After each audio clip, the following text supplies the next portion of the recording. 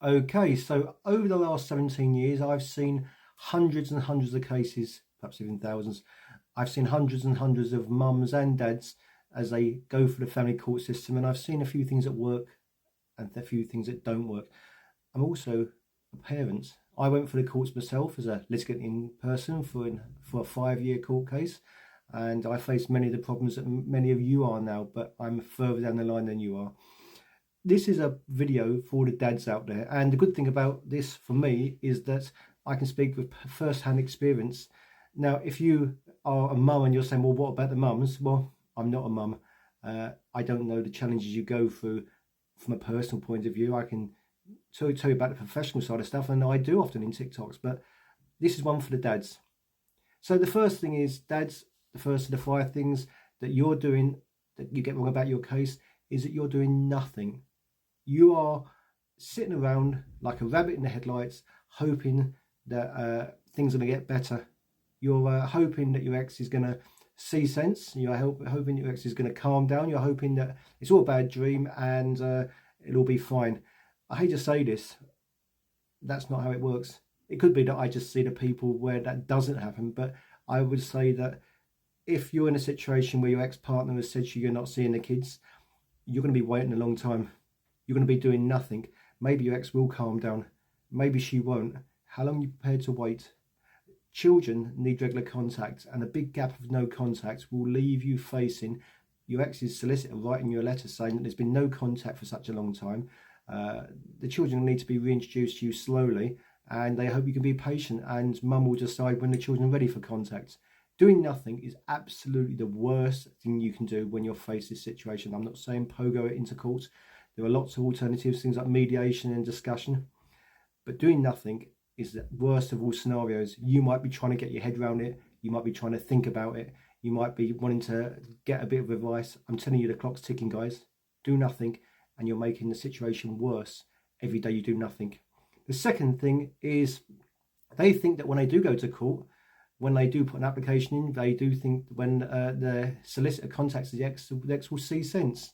They think she'll back down. I've seen any number of people, mainly dads, who will say, well, my ex is panicky. When she gets a letter from my solicitor, she's going to back down, she's going to crack. No, she's not. It's not going to happen. What's going to happen when your solicitor contacts your ex's solicitor is that your ex is going to double down. She's going to speak to her own solicitor. She could be looking for legal aid, and she's going to dig her heels in. Now, of course, this means that really, if you're going to go to court, you should only go to court if it's the least of worst options. And yeah, your ex is not going to cave in. It's not going to happen. You know what? You're pushing the big red button. It's not a case of you don't want to upset the apple cart. The apple cart's on its side, on fire, and the apples are rolling down a hill by the time that your ex has told you that your kids are not seeing you. She's got no legal basis for doing so, by the way, without court order, but no one's going to change that apart from you. So it comes back to my first point. You do nothing, and nothing's going to happen. And yeah, that's it. The third thing is you're going to get angry. You're going to fight everyone. You're going to fight your ex, her parents. Hey, you might end up with a non-molestation order against you where you're not allowed to contact your ex, and she'll get legal aid, and she'll be able to say in a hearing that you're an abusive nutter who has texted her 97 times and you've emailed her 500 times and you've turned up the doorstep and she had to call the police and you've threatened this and you've put that on Facebook.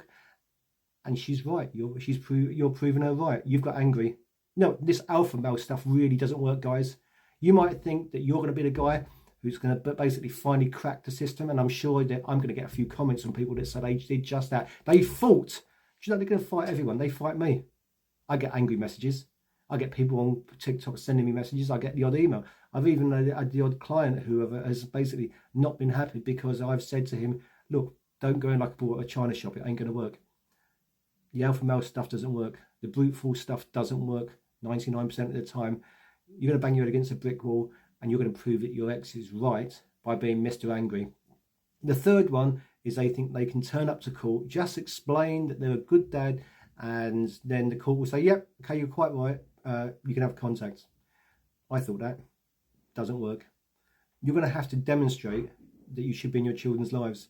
And this is where people say, well, you shouldn't have to. Well, maybe you're right, you shouldn't. Actually, not maybe right, you are right, but we are where we are. So if you think that just being the good guy is enough, it's not. You need to be organised. It's probably almost certainly not going to be over after the first hearing. Your ex is not going to back down. If your ex doesn't agree to contact, you're not going to get contact. If it's no, you're probably going to be told something along the lines of, well, no, I can't order contact without agreement of both parties. They can, they just aren't going to happen. It's not going to happen. I'm guaranteeing it's not going to happen.